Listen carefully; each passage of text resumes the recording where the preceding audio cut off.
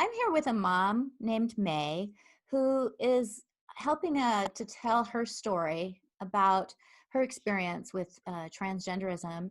And she's appearing a little bit incognito because people who speak out about these issues are often targeted by activists, and it can make it really risky to tell your story. In addition, she is a mother, and we need to protect the identity of mothers often so that their children don't retaliate against them or feel targeted by their disclosure of information. So Mae, I thank you for being here, and why don't you tell us your story? Okay, our story is like so many others that our son was a loner, gifted, socially awkward, diagnosed with what would now be on the autism spectrum, and spent way too much time on websites like DeviantArt and Reddit.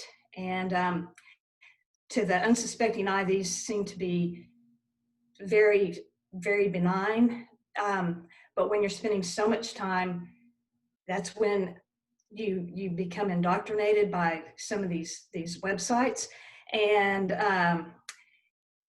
he was very, very masculine, and when he was growing up, yes, he did have a very tender side, and he had been diagnosed with depression twice, once in high school and once in college.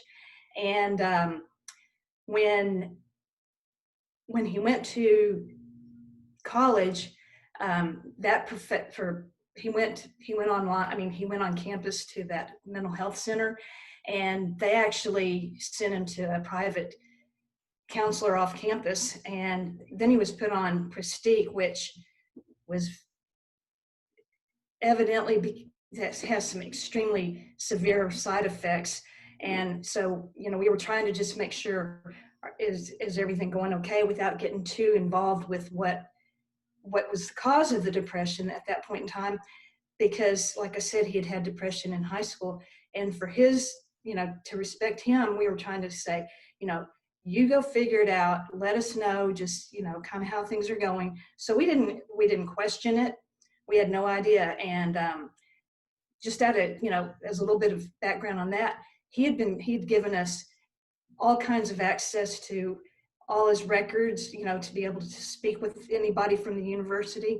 And it kind of sent a red flag up to us that the university did not contact us at all about, hey, your son is going through this. You might want to be a little bit more proactive and involved with them. And so we just kind of went about thinking things were okay, because he'd been so consumed with death and dying that's what we thought it was. And so we just kind of left it at that. So he dropped the bombshell on us a week after his sister's wedding. And, our reaction basically scared him and raised some facts and questions, causing him to compartmentalize it for over a year. And he said, you know what, I just told you, forget it. That's not really what's going on. Can I just interrupt for a second and ask, when he made that announcement, did he say, I have gender dysphoria? Or did he say, I'm actually a woman? Or did he say, I'm a transgender person? At that point in time, he had just said, I am transgender. At that point in time, the questions and the research we raised, I think, really scared him. So he said, never mind what I just told you a few days ago. That's not what it is. So we just went on, and he had been so consumed with death and dying that we thought that that's what was going on.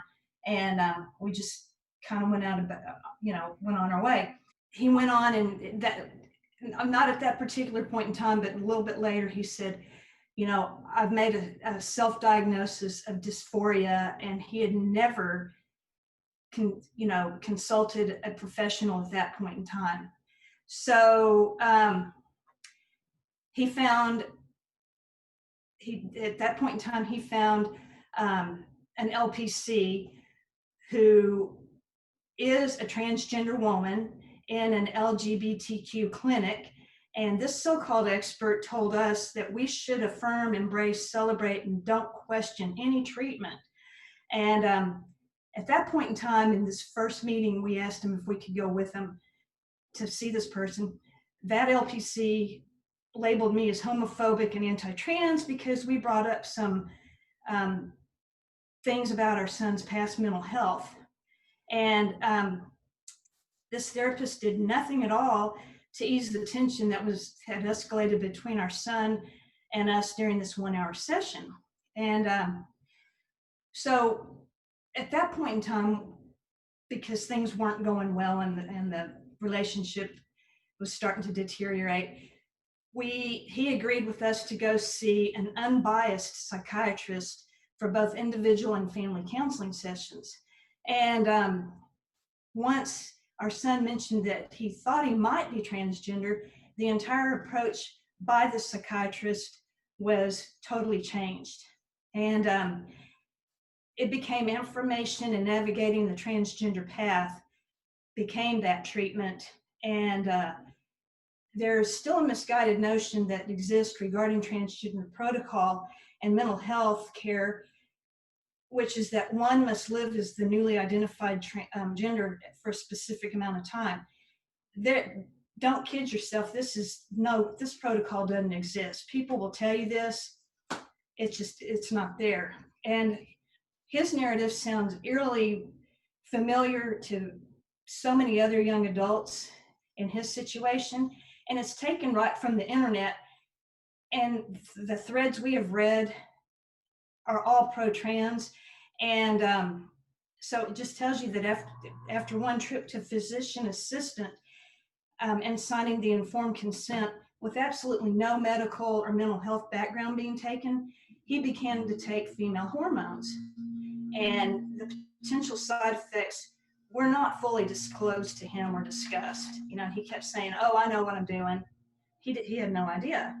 So it's been almost 2 years since he's been on hormones, and he's disrespectful and dismissive toward all of his family. He has dropped the girlfriend who, she wants no part of this. And he left his promising job of after 2 years, and he's moved 200 miles away, and he's changed his name and his gender marker. His new company is, quote, inclusive of diversity, and they call him by his new name and his preferred pronouns. He dresses like a girl, carries a purse, and has pierced ears. And so it's gotten to the point now where he's back on an antidepressant again. And so, that's kind of where we are in the present point in time. And I could never have imagined, the emotions that a parent goes through, upon the death of a child. And this is what it feels like when your child tells you they identify as transgender. I basically just fell to my knees and started sobbing. And this is basically more difficult than the loss of my father that was over 5 years ago. I mean, it's just nothing compares to it. And yeah, we were angry. Felt like we'd been punched in the stomach. And this, he's fallen prey to an evil ideology and has been influenced by people that he's never going to likely meet face to face, and they don't have his best interest. And he no longer is the happy-go-lucky person that he was, earlier on. This is basically not the child that we raised, and I can't figure out how perfect strangers were able to influence him, and the trans tactics that were used stand out in my mind were, you hear this all the time, wouldn't you rather have a daughter or a dead son? Or isn't he so brave and knowing his true soul, his true self? It's a lie. And And one of the things that I really want to emphasize here is that your son had no gender dysphoria as a child, that he exhibited no signs of being uncomfortable with being a boy prior to him sort of coming across this ideology. And that's what I think is so important for people to understand is these are not kids who have a history of gender dysphoria. These are kids who have oftentimes are either autistic or have depression or anxiety, some kind of mental health issue, who sort of get sucked into this ideology, often when they're in a vulnerable time in their life. And the Mhm. ideology very much suggests that if somebody doesn't affirm them, that they should cut off contact. And again, Right, they use that narrative that that if you don't affirm them, you're likely to induce a suicide in this person. right. And that was brought up, I'm gonna, if you don't affirm me, I'm likely to commit suicide. No, and you didn't. Well, And and that is just such emotional blackmail. And one of the things that I really want to emphasize here that has come up in interview after interview is that he was on an antidepressant. And one of the things that antidepressants do is they suppress the normal sex drive of people. And so you have individuals, often young adults or teenagers, who are taking these medications. Their normal natural sex drive is being suppressed. And I really think that makes them more vulnerable to this ideology because they're not in touch with themselves and their normal tendencies, their normal drives as a male or a female are being suppressed. And so I think it makes it easier for them to be pulled into this ideology. you're right. And like you mentioned the autism, um, he what now would be considered the autism spectrum. He was diagnosed, early on in his, back in elementary school. And so, yes, but to once again, to reiterate, he absolutely had no signs of this growing up. None. I mean, he was a boy through and through, and you know, rough and tumble, did all kinds of stuff. And he actually told us that one of his friends said, this was a year or two ago after he moved away. He said, you'd be better off with your family out of your life. Look, just, so you just don't know where they're coming from and where they're going to get this stuff. And, we obviously questioned our parenting choices. You know, where did we fail as a parent? What did we miss? Did we miss anything? We've backtracked everything that you can imagine. And the thing, the thing that one of the things that really sticks out in our mind is this is not a story about who you love or wearing clothes of the opposite sex or even acting like the opposite sex.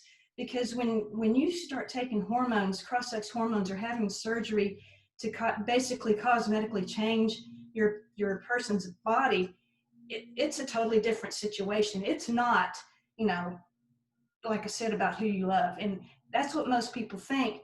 Um, they don't realize that what the T means in the LGBT, because since it's all grouped together.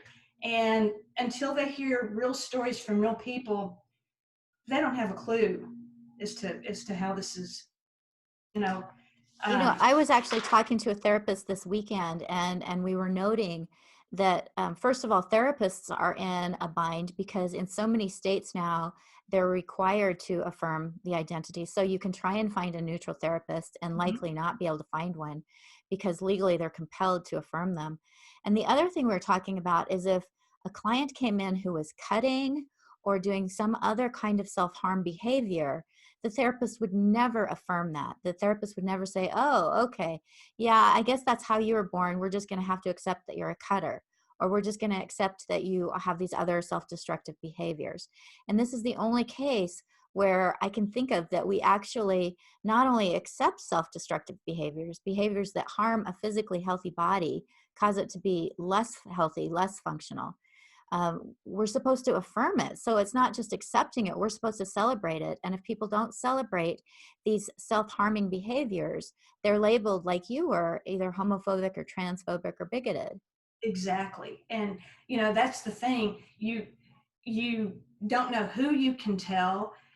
You can't trust anybody because people, like you said, will, retaliate against me or my family or, whatever.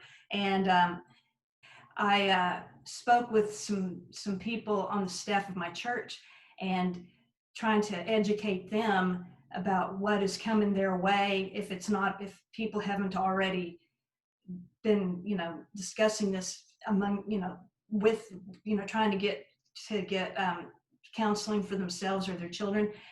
And I brought up the percentage of children people who identify as transgender.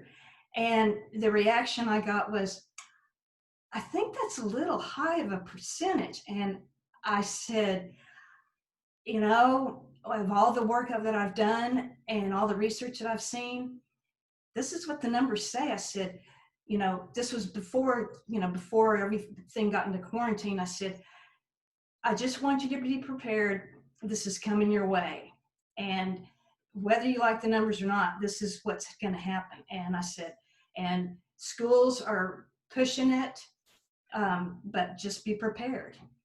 Well, and that's the other thing I don't think people realize is how it's almost like there's a recruitment process in the same way that any cult goes about recruiting members. That in this case, it's even more insidious though, because we have authority figures who are recruiting. We have medical professionals going into schools and telling kids that they may not be male even though they have a penis. They may not be female even though they have a vagina, and they may not be male or female at all. They might be somewhere in between.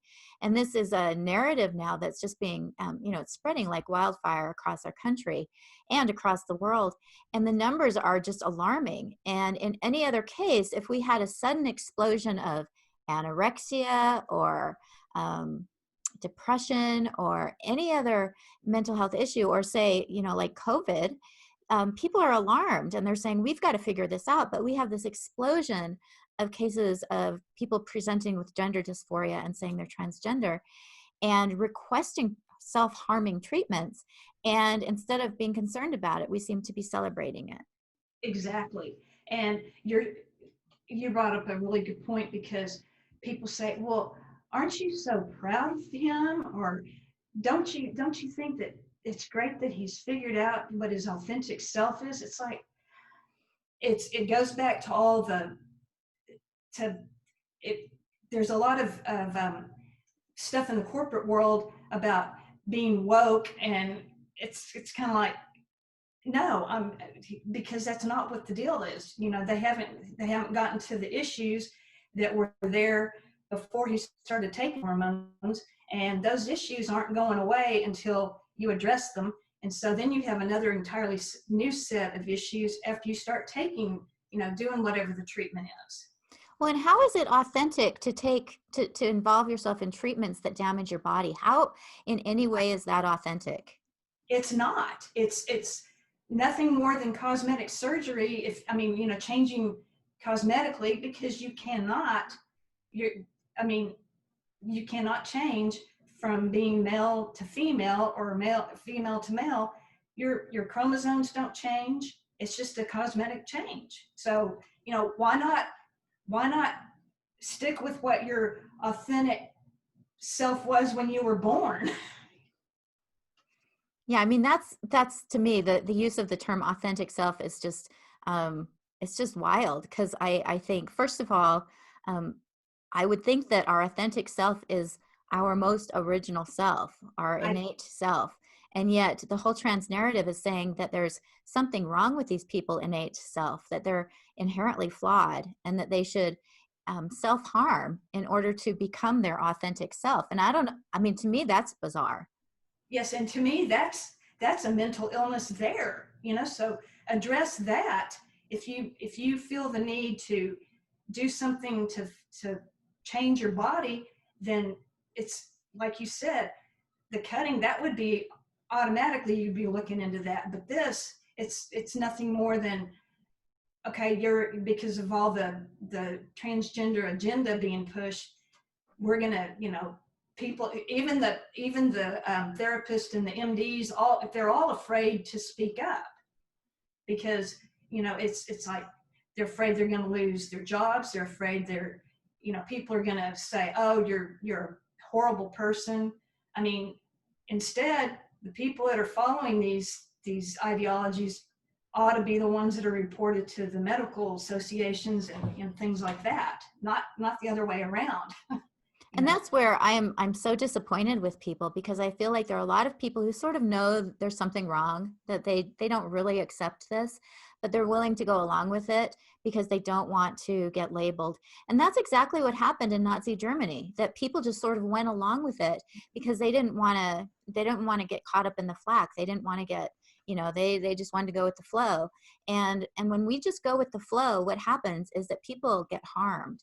And in this case, it's starting, it started with adults. Now we see children as young as 8 years old being put on cross-sex hormones. These are, it sort of started with adults, and now it's moving younger and younger. And this whole ideology, it's based on the concept that self-hatred of your body is a normal developmental path, and that wanting to, alter it in a dangerous way is medically acceptable. And I guess I just hope that people who watch this will start to stand up to the trans activists, because if we don't, who knows what's next? Exactly. And you brought up the point that children as young as 8 are this is happening too. When it first started, the thing about putting children on puberty blockers, the age was 13, and then it got changed down to 8. And people they're flabbergasted when they hear that. And it's kind of like, well, believe it or not, this is what's happening. And it is happening, and it could happen, but then again, until it happens to somebody personally or in their neighborhood, church or school, they're going to say, oh no, it could never happen. It could never happen. And one of the other concerns that I have is that your son was on a pretty powerful antidepressant. And we are becoming increasingly aware that when people start antidepressants, their behaviors can change dramatically. And the fact that that none of the doctors or therapists that he was seeing made that connection and said, maybe this is not the right medication for him. Instead of saying that, they said, oh, of course he's transgender. And that to me is concerning, because so many of these, the people who are embracing the trans ideology do have these underlying healthcare conditions that they're running away from. I believe they're running away from them by transitioning. It's allowing them to, they're being told that everything in their world will change and get better if they just transition. And then they find out that's not really true. And they're back where they started, as you mentioned, only now they have damaged their bodies. Exactly. And, when you're rational, like you and I are, you see what's going to happen, but they basically have been brainwashed to the point where it's a delusion. It's not real anymore, and they're living a false life now, and they're living a lie. And if if they would just slow down, and take the time, and if these therapists would take the time to investigate with these kiddos and young adults, then they could get to the root of what really is happening and help them with, what issues, the underlying issues that are causing the dysphoria or whatever the case is. I mean, it could be a trauma, it could be, any kind of abuse, it could be a number of things, and I just don't think that most of these kids and young adults know what the cause is. And it must just be so heartbreaking as a mom to watch this happening and be completely powerless, because you sort of have a choice of either going along with it and watching your son harm himself, or saying you don't approve of it and being alienated from your son. Exactly. This is probably the most painful thing to watch. And like you said, there's not one single thing that we can do to change it. We walk on eggshells around him. Our conversation, we have to really be methodical and really basically overthink everything that we do when we're talking to him. And are we going to offend him? What's going to be the rebuttal from the ideology that he comes back with us? It's basically a one-way street. And it's almost like narcissism, because nobody matters but them. And there's nothing, nothing you can do. And it Well, is. that is so interesting that you say that, because what I hear over and over again is that these people are being their authentic selves, and yet their family members are saying that they're depressed, that they're volatile, that you have to be so careful around them not to offend them. These are not people who are authentic and happy. These are people who are, if you have to be that careful when you're talking to someone not to hurt their feelings, there's something very wrong. And it means this transition that they went through didn't free them to live life and be joyful. It means that there's some, it really sounds like they're trapped in this delusion. And the only way they can maintain the delusion is if they control everything around them and have it affirm them. Because if they allow any questioning in, they're going to realize what a mistake they made. Exactly. And you never know if something you say is going to register with them. I would certainly like to hope that anything, some of the little bits and pieces that we give to them will say something. As a parent, you never want to give up, but at some point in time, we're exhausted. It's kind of like, okay, do we give up? Do we keep up the fight? Of course I'm going to keep up the fight.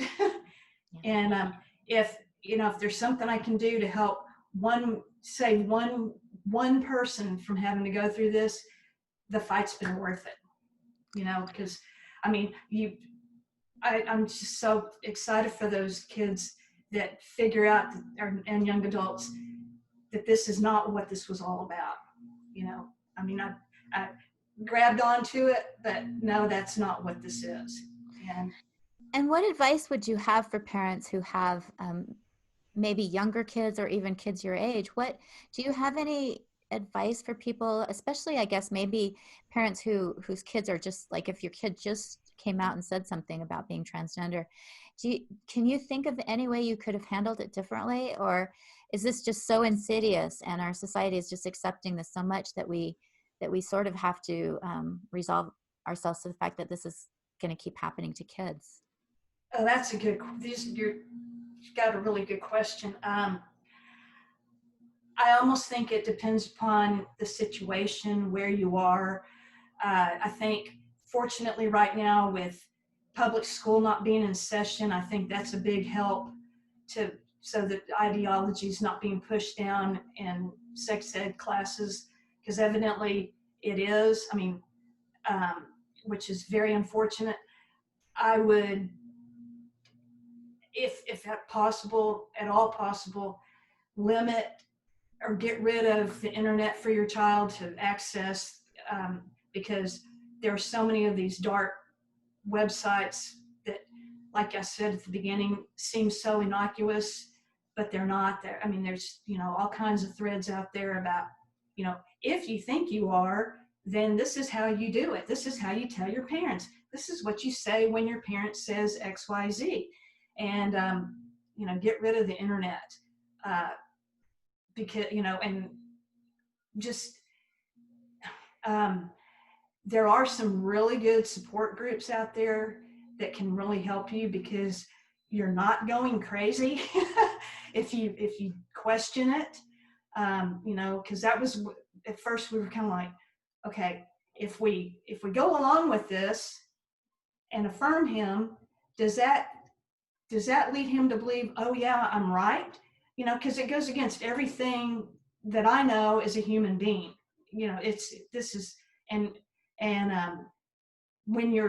When you do go to a professional and you're not getting the help that your child needs, that's a red flag too.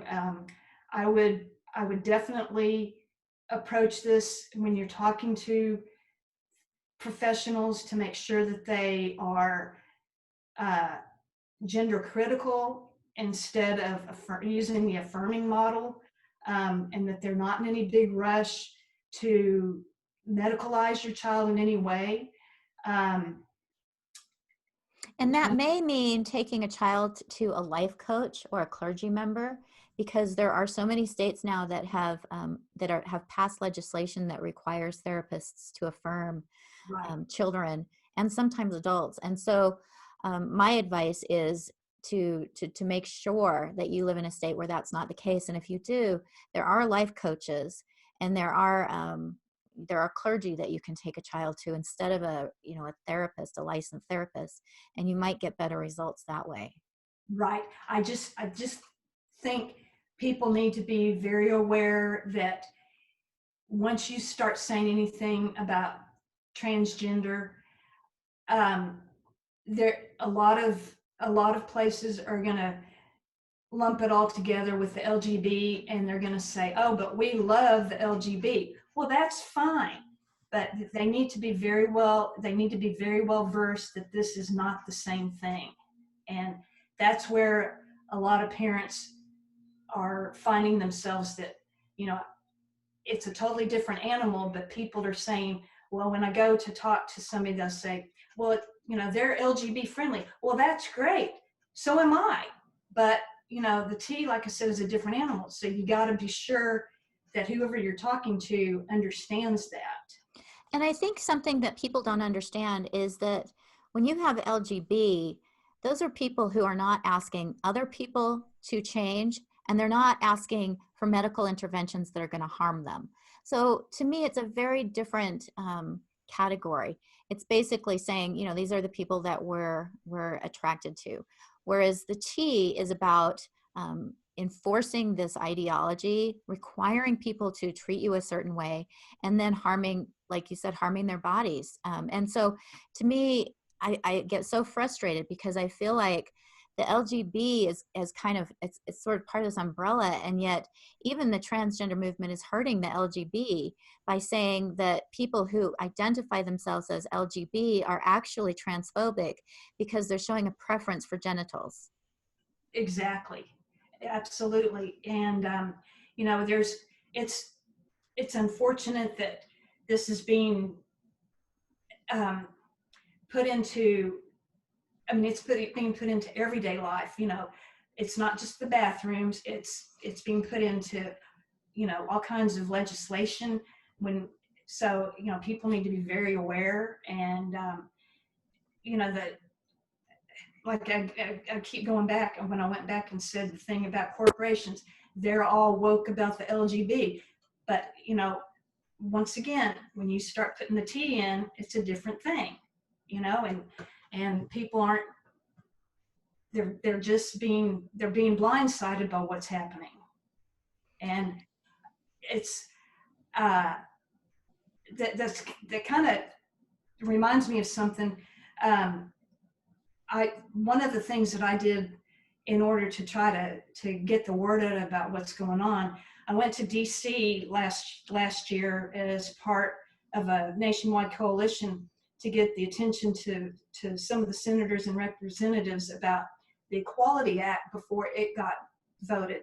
And it was very interesting that a lot of the young staff members were very moved by our personal stories, and some of them were brought to tears when we talked about what's happening to our children. And we said stuff like, well, what can you imagine if this happened to your brother or to your sister? Well, that as soon as we said that, shortly after that, they kind of regained their composure, and they had to get back on the side of their congressman or their senator. And but it's very frustrating, because even my own representative, the office there was condescending. That's what you get this condescending attitude. And it's, yeah. I'm so glad you brought up the Equality Act too, because I don't think people understand the implications of the Equality Act. We already are seeing the implications of what is called self-ID, which is that anybody gets to identify as however they want, and without question, really. And the Equality Act would, first of all, it would, as far as I understand it, would would require therapists to affirm the gender identity of their clients nationwide. So it would have this requirement of therapists nationwide, but it would also allow anybody who claims to be transgender to have access to women's spaces. And we're already seeing that in the schools now, even without the Equality Act, that we see children, really young children, having access to the opposite sex facilities. And the Equality Act would codify that so that uh, basically there would no longer be male and female. There would be man and woman, however you identify. Right. There would be, basically you and I would be erased, and we'd have no, private space. And, these poor girls on these sports teams, they can have a guy join them and beat them out of all kinds of, scholarships. They can, win everything. And I feel very sorry for these girls, these young athletes, these young female athletes. But people do not realize the implications about what's going to happen. And again, that's not in any way transphobic. No, That's me looking out for my interests as a vulnerable female and saying, I don't want biological males who have fully intact physiology to be able to self-ID as a woman and come into my locker rooms, bathrooms, and spaces where I'm vulnerable. exactly. And I'm so frustrated because, again, this gets into another kind of side of this ideology, and that is that in the case of your son, he's actually, I think there's something going on. He's having some legitimate distress and needs some help. But there are also predators who decide this is a great time to take advantage of people who are being so affirming and tolerant. And predators can just say, well, I'm actually a woman, and go into women's spaces without having any kind of assessment or anything. And so it's really opened the doors to predators. To all they have to do is say that they're a woman, and it's not transphobia here, it's reality, because we're already seeing this happen where we have sex offenders who have been put into male prisons who are saying they're transgender and being put into female prisons and then sexually assaulting the prisoners. We're having men who claim to identify as women assaulting women in bathrooms. We're having children even who are assaulting other classmates in the bathrooms of the other gender, of the other sex. And all of this is because we're so open and tolerant to the idea of transgenderism, because everybody's afraid of being labeled transphobic. Exactly. And until people are really educated about what really is going on, I think this is going to continue, unfortunately. And it's, I find it very, very frustrating because I'll bring it up to, just to my friends, and they'll say, well, what are you talking about? And I said, well, you need to be, you need to kind of be aware of what's going on, either where you work or, the situations that your children are in or anything. And they really have no clue. And I'm glad you brought that up, because it's going to become the norm, and it's going to be so normalized that people are going to say, oh, why is it such a big deal for a girl and a boy to go to the same bathroom together in elementary school? Well, now wait a minute, think about what you just said. I mean, there's all kinds of stuff that can go wrong. Well, and we're seeing it in England, where some of the schools have actually opened up and now have gender neutral bathrooms. And there are girls who are staying home from school when they're having their periods because they don't want to go to school. And there are kids who are girls who are developing bladder infections from holding and not going to the bathroom.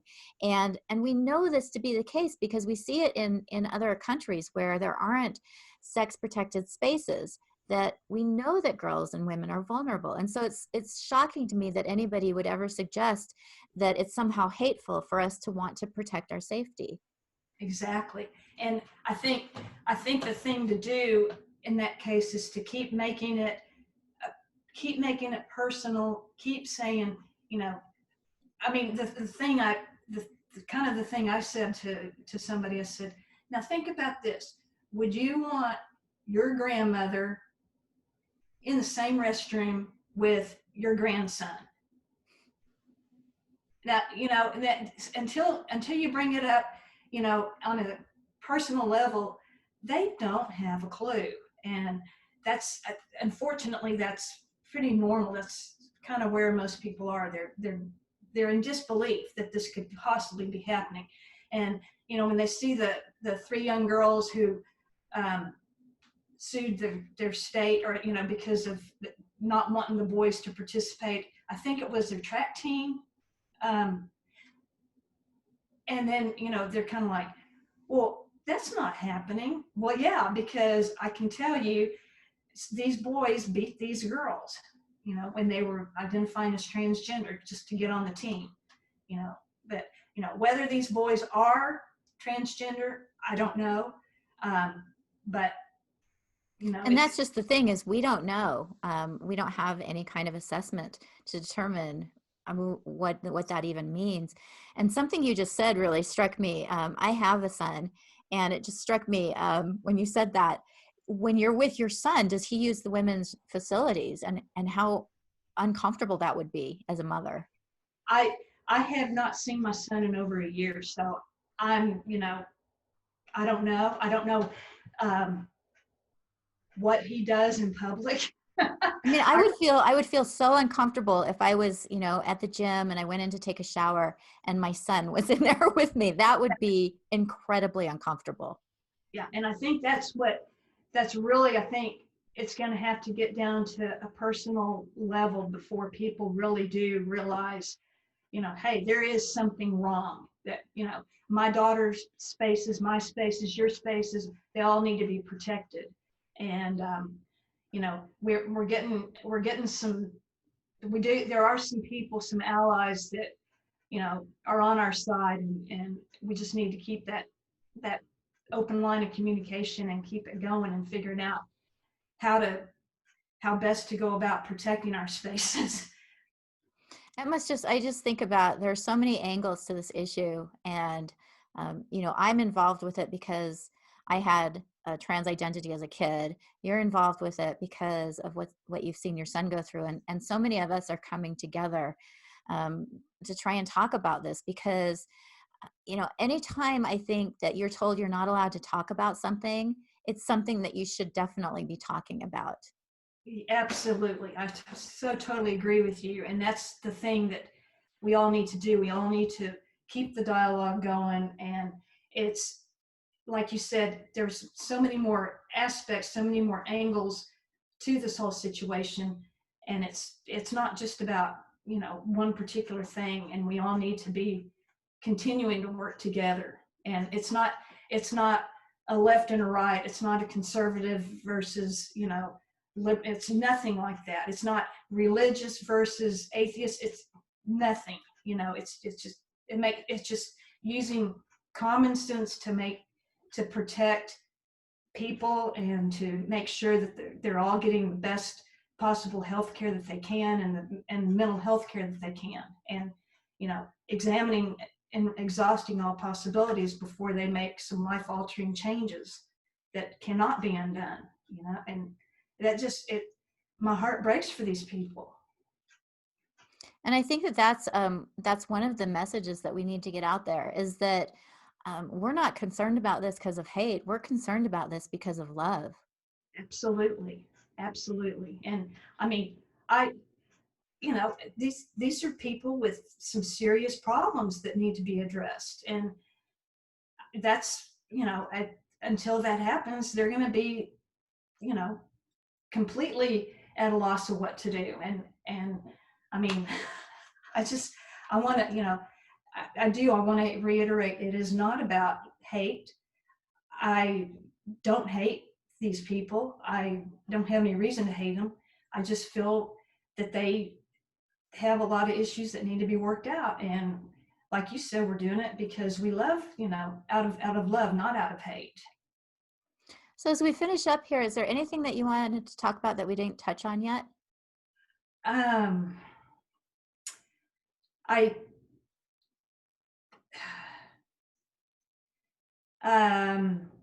just, for anybody that thinks that they might be going through this, don't give up. The parents, don't give up. Don't think that your child, that this is the answer to your child's problems. Keep, keep researching, keep reaching out to people. There are a lot of good resources, just, and that would be my main thing. Don't think that this is, the end all be all. This is not the answer to what's happening. There are people out there, you know, that are very knowledgeable about what's going on. I would be happy to, you can put me in touch with people, um, and I'm, it just breaks my heart for people. Yeah, and I'm so glad that you said that, because I talked to one mother yesterday who was just feeling completely defeated, and she said, "I don't know where my daughter's gone, but this person who's a man is not my daughter, and I don't know how to parent him, and he's not nice to me."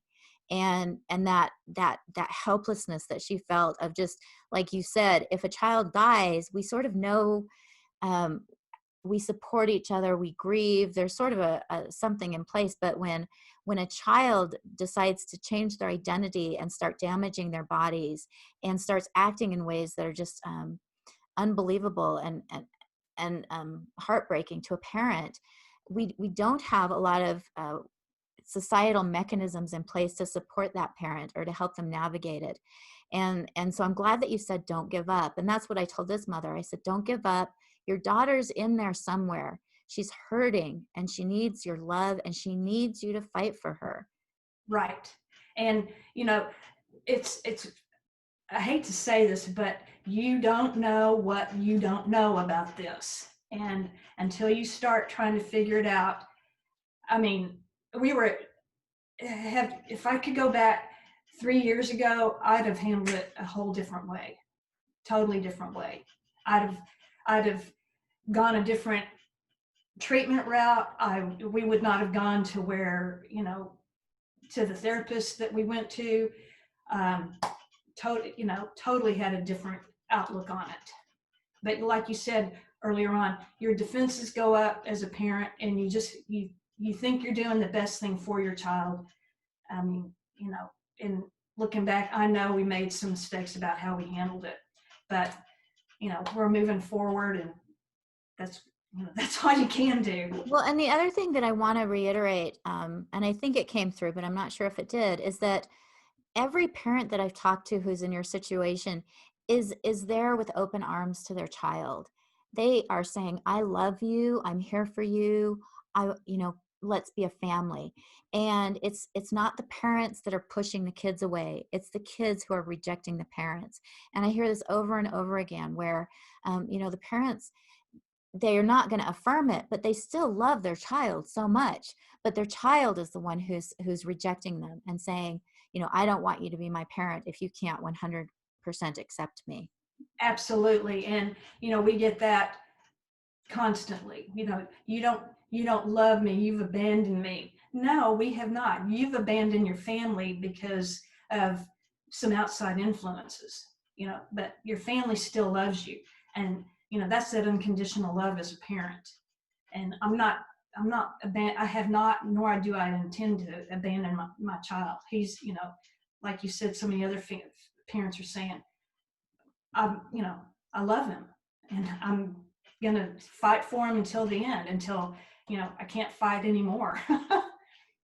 Well, thank you so much for sharing your story. I wish that there were other ways that I was meeting parents like you, because I just have such, um, I don't know, I just appreciate your story so much and your willingness to share it. But it's so heartbreaking, and you're a good mom, and I just want to encourage you not to try and blame yourself for this, because I think too often society blames parents for how kids turned out. And it's clear to me that you are a loving parent, and that's really what parents are supposed to do, is love their kids. Absolutely. Yeah. And I do hope that these other parents that are just now starting out on this journey, that they don't think that it's them. I mean, because it's not. They didn't do anything wrong. I mean, in more cases than not, the parents did exactly what they should be doing. I Right. mean, I do know that there are some very extenuating circumstances that the parents did something, but for the most part, I think that most of these parents are very loving, very nurturing parents. Yeah, and they are overwhelmed by this ideology, and oftentimes they're just ambushed by it. They have no idea that it's out there. And when their kid comes to them, they've been indoctrinated with the idea that you have to be tolerant. And so there's all these messages coming into them. So I believe that parents in this situation are really, there's no right way to respond to it, because it's an unthinkable uh, thing that's happening to these kids. Right. Yeah. I mean, this is a parent's worst nightmare. Yeah. Well, thank you so much for sharing your story. Well, thank you for listening to it, and I hope that it can help somebody else